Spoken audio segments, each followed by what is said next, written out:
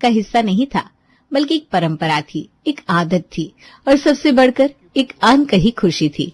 जब भी खाने की थाली लगती, पापड़ उसकी शान बढ़ाने के लिए तैयार रहता। कभी तला हुआ, कभी भुना हुआ, कभी मसालेदार अचार के साथ चटपटा स्वाद बढ़ाता हुआ। पर शादी के बाद नेहा ने अपने ससुराल में ना ही पापड़ का जिक्र सुना, ना ही उसकी तारीफ। सुबह सुबह रसोई में आलू के पराठों के लिए कुकर में आलू डालकर गैस पर चढ़ाती हुई नेहा फोन पर अपनी माँ से बातें कर रही थी। क्या करूंगी मम्मी, शादी के बाद करने के लिए बचाई क्या है मेरे पास। आग कुकर की सीटी से खुलती है और मिक्सर ग्राइंडर की आवाज सुनकर बंद होती है। सब्जियां काटते काटते उंगलियों पर निशान हो गए मेरे। हाय मेरी बच्ची, शादी से पहले तेरी सास से मिलकर ऐसा जरा भी नहीं लगा था कि वो इतनी बड़ी हिटलर निकलेगी। पर बात वो भी है ना बेटा कि शादी के बाद सब बदल जाते हैं। वरुण जी भी बदल गए क्या? उन्हें तो बोलना चाहिए अपनी माँ से कि तुझसे इतना काम ना करवाए। खाक बोलेगा मम्मी, शादी के पहले सभी अच्छे बनते हैं, सभी यही कहते हैं तुम घर तो आओ बाबू, मैं कुक रख लूंगा। और शादी होते ही सभी के असली चेहरे सामने आ जाते हैं। फिर बीवी को कौन पूछे। शादी के बाद खाने के आगे किसी को कुछ नहीं दिखता। और वो माँ बहनें जिनसे शादी के पहले सीधे मुंह बातें नहीं होती थी, शादी के बाद तो वो बहुत प्यारी प्यारी हो जाती है। कुछ नहीं किया जा सकता मम्मी, कुछ नहीं। खैर तुम अभी फोन रखो, बहुत काम बाकी। एक बार इन सबके पेट में नाश्ता ठूस दूं, उसके बाद फोन मिलाती हूँ तुम्हें। आलू उबालने के बाद नेहा प्याज काटना शुरू करती है और इसी में उसकी उंगलियों का बचा हुआ आखिरी नाखून भी कट जाता है। उई माँ, हे भगवान, एक आखिरी नाखून बाकी था, उसकी भी आहुति लग गई इस खाने के पीछे। नेहा की आंखों से आंसू तो प्याज के कारण आ रहे थे, पर अगर प्याज ना भी होता तो एक दो आंसू तो नेहा आज अपनी आंखों से टपका ही देती। इस बात से वो लड़कियां कनेक्ट कर सकती है जो बड़ी मेहनत से अपने नाखूनों को बढ़ाती हैं। खाने के पीछे उन्हें नाखूनों को काटना पड़ता है या फिर वो खुद ब खुद कट जाते हैं। प्याज काटने के बाद नेहा पराठे में स्टफ करने के लिए मसाला तैयार करती है। मगर इन पराठों को बिना लहसुन की चटनी के परोस दिया तो फिर कोई ना कोई खाने में कमी निकाल देगा, और ये इतनी मेहनत के बाद किसी की दो बोली मुझसे बर्दाश्त नहीं होने वाली। बाहर कोई मुझे कुछ बोले और मैं गर्मा गर्म पराठा उसके मुंह पर मारूं, इससे अच्छा कि 10 मिनट और मेहनत करके चटनी भी बना लेती हूँ। नेहा लहसुन की चटनी बनाती है और गर्मा गर्म पराठे सेकना शुरू करती है। ऐसे तैयार हो जाता है नाश्ता। नेहा नाश्ता बनाकर बाहर अपने ससुराल वालों को परोसती है। धीरे धीरे हाथों में टेस्ट आने लगा है तुम्हारे Neha. Good job, keep it up. मारूंगी ना एक थप्पड़। एक तो बेचारी पसीने से लथपथ रसोई से आकर खड़ी हुई है और तू फिर उसे छेड़ने लगा। खड़ी मत रह बहू, तू भी साथ में ही बैठ जा। नहीं नहीं मम्मी जी, काम करने के तुरंत बाद मुझसे खाना नहीं खाया जाता, मैं बाद में आराम से खा लूंगी, पहले आप सब खा लीजिए। वैसे पराठे ठीक तो बनाए ना? हाँ भाभी, ठीक ही बने हैं। यही अगर बाहर से मैंने कॉम्बो मंगवाया होता ना भाभी, तो पेरी पेरी फ्रेंच फ्राइज साथ में जरूर आती है। वो कॉम्बो खाने की आदत हो गई है ना। आप तो जानती हैं कि मैं बाहर पड़ी हूँ, तब कहाँ फुर्सत थी इस तरह खाना बनाने की, या पास में था ही कौन खाना देने के लिए। तब तो ऑर्डर करके ही गुजारा करना पड़ता था। इसीलिए ना पराठों के साथ एक्स्ट्रा स्नैक्स खाने की आदत हो गई है मुझे। अगली बार स्नैक्स भी बना देना बहू, ठीक है ना। और तुम निधि, जब भी कोई खाना बना कर दे तो तारीफ किया करो, ऐसे नुक्स मत निकाला करो। इस तरह बड़ी चालाकी से घर के 2 मेंबर खाने की बुराई कर देते हैं और उषा बात संभाल भी लेती है। नाश्ते के बाद सभी अपने अपने कामों में लग जाते हैं। सभी का नाश्ता निपटने के बाद नेहा जैसे ही अपने खाने की प्लेट लेकर बैठती है, उषा कहती है, मैं क्या कह रही थी बहू, दोपहर में ना सब्जियों वाला पुलाव बना देना और एक रोल भी रख लेना। वो क्या है ना, सुबह वरुण ने तेरे मुंह पर बोला नहीं, पर उसे ना वेस्टर्न खाना खाए बिना तृप्ति नहीं होते। मतलब कि मेन खाना तो बनाना ही है, साथ में दीदी के लिए अलग से स्नैक्स और वरुण के लिए अलग से रोल। अच्छा अच्छा। नेहा को तो अभी तक नाश्ता नसीब भी नहीं हुआ था कि दोपहर के खाने का मेनू उसके सामने परोस दिया गया। अपने खाने की प्लेट लेकर नेहा कमरे में चली जाती है और अपनी माँ को फोन लगाती है। खाना तक नसीब नहीं हो पाता मम्मी इस घर में मुझे। शादी के पहले ढंग से पूछताछ तो करनी चाहिए थी। अगर मुझे पता होता ना ये लोग ऐसे हैं तो मैं कभी शादी नहीं करती। ये सब ना बेटा तेरे बाप की गलती है। देख रहे हैं कैसे 2-2 मिनट में बेचारी मेरी बच्ची फोन कर रही है। परेशान करके रख दिया इसके ससुराल वालों ने इसे। अगर उस वक्त आपने ठीक से जांच पड़ताल की होती तो इतनी प्रॉब्लम नहीं होती मेरी नेहा को। और नहीं तो क्या मम्मी, मेरा बचा हुआ एक नाखून भी आज टूट गया, बताओ। हाय, हमारे घर में तुम्हारे ही नाखून तो मजबूत और खूबसूरत थे दीदी, बताओ वो भी टूट गए। बाप रे बाप, पता नहीं वहां क्या होता होगा तुम्हारे साथ। तुम्हारी हालत देखकर मेरा तो शादी से मन उतरता जा रहा है। अगर लड़के को देखने के लिए तुम गई होती ना मम्मी तो ये सब नहीं होता। और मनीषा नेहा को होल्ड पर रखकर वहीं अपने पति से लड़ने लगती है। अरे यार मम्मी, कलेश छोड़ो ना पापा से, तुम पूरा दिन लड़ सकती हो, अभी मेरी प्रॉब्लम सॉल्व करो। पुलाव बनाओ तो अलग से सब्जियां काटनी पड़ती है, पराठे बनाओ तो आलू उबालने को हो जाते हैं, पकोड़े बनाने हुए तो मसाला बनाओ और फिर उसके लिए भी आलू उबालो। अरे यार, मतलब एक काम के लिए 10 काम करो। परेशान हो जाती हूँ मैं, कोई और रास्ता नहीं हो सकता क्या मम्मी? हमारे घर पर तो कितना अच्छा था, तुम पापड़ की चूरी बनाकर साथ में रोटी परोस देती थी। कितनी बार झट से बनने वाली पापड़ की सब्जी बना देती थी, झमेला ही नहीं था। तो तुम्हें किसने झमेला पालने को बोला है? तुम भी पापड़ का इस्तेमाल करना शुरू कर दो दीदी। जूही की ये कहने की देर थी कि नेहा के दिमाग में आ जाता है आइडिया। पुलाव खाना है ना मम्मी जी को, 10 तरह की सब्जियां काटकर। अब खुद को थकाने वाली नहीं हूं मैं, ना ही रोल के अंदर 10 तरह की सब्जियां भरने वाली हूं। आज मैं करूंगी कारनामा। नेहा एक तरफ चावल उबालने रख देती है, दूसरी तरफ 10-15 पापड़ फ्राई करके रख देती है। चावल को उबालने के बाद एक कढ़ाई में हरी मिर्च, जीरा, कड़ी पत्ता और 2-4 मसाले डालकर नेहा चावल को फ्राई कर लेती है और फिर पुलाव के ऊपर फ्राई किए हुए कुरकुरे पापड़ को चूर कर स्प्रिंकल कर देती है। कितना आसान था बनाना मेरा पापड़ पुलाव। पर सिर्फ इससे काम तो नहीं चलेगा। हाँ, पतिदेव की रोल की फरमाइश भी तो है। अब रोल के लिए मैदा कौन गूथे? पापड़ तो है ही, आज रोल भी बनेगा पापड़ से। नेहा एक कच्चे पापड़ को जरा गीला करती है, फिर नाश्ते के बचे हुए आलू के मसाले और लहसुन की चटनी को पापड़ के ऊपर स्प्रेड करती है। फिर बारीक कटे टमाटर और हरी मिर्च को डालकर कुछ मसाले छिड़क कर एक रोल तैयार कर लेती है। बस हो गया, अब इसे तवे पर सेक लूंगी और रोल तैयार हो जाएगा।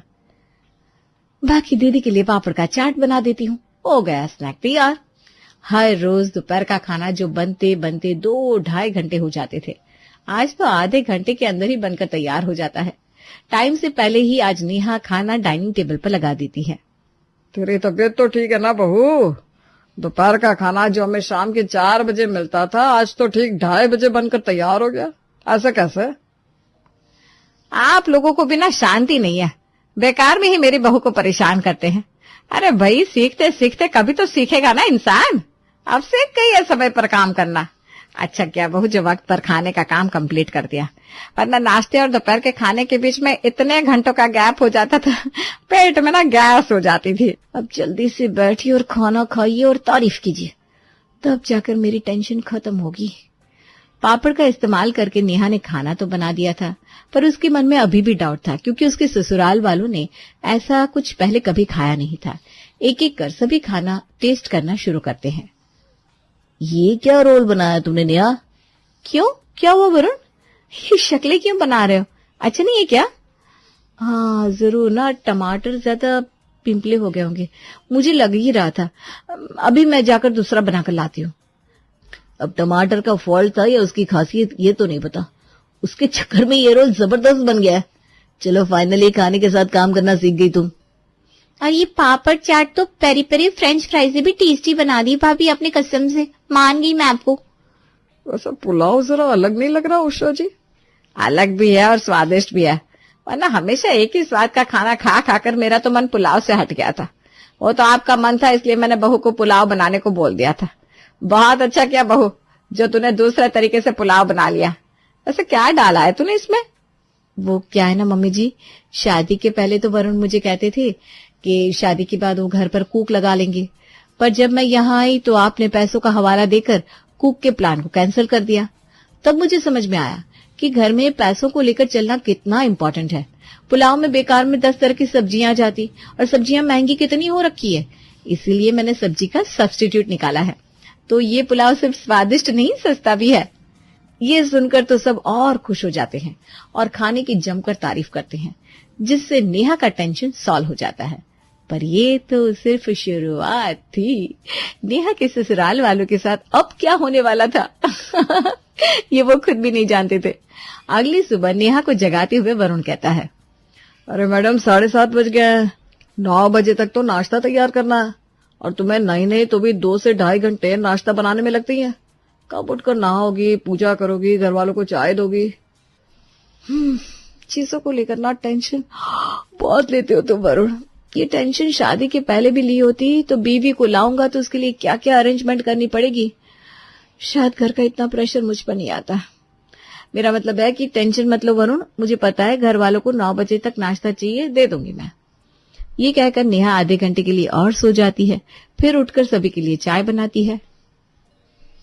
वरुण को अभी भी लग रहा है कि मैं आलू उबाल कर, मसाला बनाकर इतनी मेहनत करने जाऊंगी। नहीं वरुण, जब यहाँ कोई मेरी प्रॉब्लम नहीं समझ रहा तो मैं एक्स्ट्रा मेहनत क्यों करूं। नेहा आटा गूंथती है और एक रोटी बेलती है, फिर पापड़ सेक कर उसे छोटे छोटे टुकड़ों में तोड़ लेती है और उन टुकड़ों को बेली हुई रोटियों के ऊपर स्प्रेड कर देती है। फिर नमक, मसाले, धनिया पत्ता, जरा सा तेल डालकर रोटी को 4 भागों में फोल्ड करने के बाद फिर से बेलती है और तवे पर अच्छी तरह सेक देती है और ऐसे बन जाता है नेहा का पापड़ पराठा। इस पराठे के साथ किसी को चटनी मांगने की भी जरूरत नहीं पड़ेगी, और अगर किसी ने मांग ली फिर तो तेज तो हो ही गई हूं मैं। बस अब दीदी के लिए पापड़ की सैंडविच बना लूं और नाश्ते में सभी के लिए पापड़ पराठा और अपनी ननद के लिए पापड़ की सैंडविच बनाकर नेहा बाहर टेबल पर सर्व करती है। ये कैसा पराठा बनाया तुमने? आलू तो दिख नहीं रहा इसमें। वही तो बेटा, बस धनिया की पत्ती दिख रही है। धनिया के पराठे बना दिए क्या बहू तुमने? फिर शुरू हो गया आप दोनों। खाना परोसा है ना बहू ने, खाइए।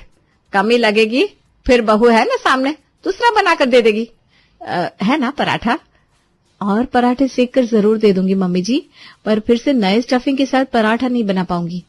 मैं भी इंसान हूं और अगर चुप रही तो इस तरह खाने का प्रेशर मुझ पर बढ़ता ही रहेगा। और वैसे भी आलू उबलते हैं तो गैस लगती है और आलू के पैसे भी तो लगते हैं, है ना मम्मी जी? खैर मैं भी क्या ये सब बोलने लगी। आप तो मेरी माँ समान है, आप तो मेरी प्रॉब्लम समझ ही रही होंगी। खाकर देखिए ना पराठा, कोई कमी लगे तो बताइए। और आज नेहा अपनी सास की बोली उसे ही बोलकर अपने मन की भड़ास निकाल देती है।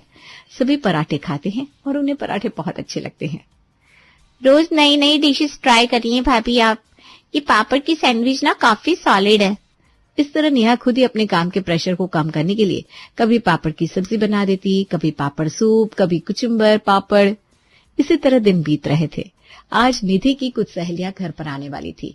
यहाँ वहां डोलती निधि अपनी माँ के कमरे में जाती है और अपनी माँ से कहती है, आज शाम को मेरी सहेलियां घर पर आने वाली है मम्मी।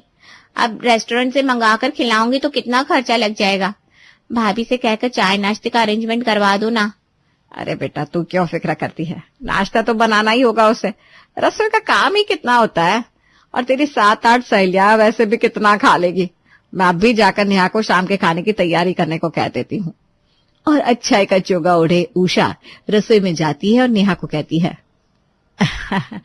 आजकल तू तो काम चोरी ही सीख गई है बहू। है मेरा मतलब है तू अपना काम खुद ही कर लेती है, ऊपर से इतनी जल्दी खाना भी बना लेती है।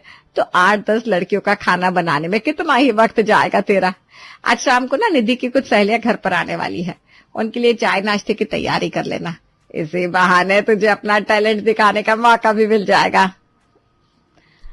आप फिक्र मत कीजिए मम्मी जी, इस घर में आए दिन मेहमान आते ही रहते हैं और सभी का खाना बनाने की जिम्मेदारी तो मेरे ही सर पर है, क्योंकि बाहर से खाना आएगा तो पैसे जाएंगे। सब हो जाएगा, फिक्र मत कीजिए। नाश्ते का कह दिया मम्मी तुमने। शाम का नाश्ता नहीं, मतलब प्रॉपर खाना होना चाहिए भाभी, समझ रही है ना आप? प्रॉपर खाना कहा था निधि ने, तो नेहा प्रॉपर खाने की तैयारी में लग जाती है और निधि की सहेलियों के लिए नेहा बनाती है पापड़ की खिचड़ी। कुकर में दाल, चावल, पापड़ और कुछ मसाले डालकर नेहा सीटी लगा देती है। फिर एक तरफ 15-20 पापड़ को सेक कर रख लेती है। कुछ पापड़ों को वो तोड़कर उनमें कच्ची सब्जियां डालकर एक ड्राई स्नैक की तरह तैयार कर लेती है। कुछ पापड़ों को पानी में डालकर सूप तैयार कर लेती है और कुछ पापड़ों को इसी तरह साबुत छोड़ देती है। इससे अच्छा तो मेन कोर्स और स्टार्टर हो ही नहीं सकता था। कुछ देर बाद निधि की सहेलियां घर पहुंचती है। भूख लग रही होगी ना तुम सबको, मेन कोर्स और स्टार्टर साथ में ही मंगवा लो क्या? सब कुछ तैयार है ना भाभी? जरा खाना ले आओ तो। पेट भरकर खाना सभी, और घर भी पैक करके ले जा सकती हो। सच में निधि, जैसा स्वागत तेरे घर पर होता है वैसा किसी के घर पर नहीं होता। निधि को तो सिर्फ जुबान चलानी होती थी, मेहनत तो नेहा की बढ़ जाती थी, इसलिए उसने आज ऐसा खाना तैयार किया था। मेन कोर्स और स्टार्टर देखकर सभी हैरान हो जाते हैं। ये क्या मजाक है निधि, तू हमें घर पर बुलाकर पापड़ की खिचड़ी खिलाएगी?